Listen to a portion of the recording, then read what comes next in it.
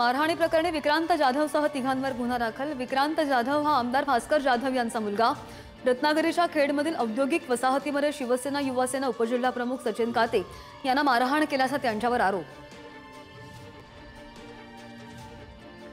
नाशिकच्या धोत्रे खून प्रकरणामधील मुख्य संशयिताला मध्य प्रदेशमधून अटक। संशयिताच्या अटकेसाठी स्मशानभूमीमध्ये रचला होता नाशिकच्या गुंडा विरोधी पथकाने सापळा।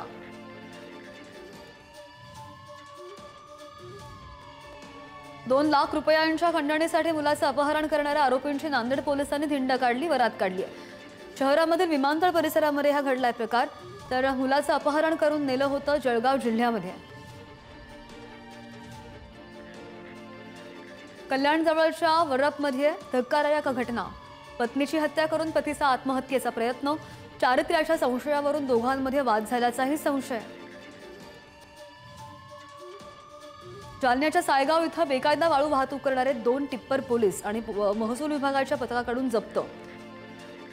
45 लाख रुपये किमतीचा मुद्देमाल जप्त। तिघांविरोधात गुन्हा दाखल। गडचिरोलीच्या सिरोंचा शहरामध्ये तालुक्यातील मेडाराम मुगापूर इथं पोलीस विभाग आणि मुक्तिपथ टीमनं संयुक्त कारवाई केली आहे। गुळाची विदेशी दारू केली जप्त। 3 विक्रेत्यांवर गुन्हा दाखल। पुण्याच्या दौंडमधील यवतमध्ये पोलिसांची मध्यरात्री कारवाई। दुहेरी खुनाच्या आरोपीसह तिघांना अटक। पोलिसांना चकवताना उलटली आरोपींची कार।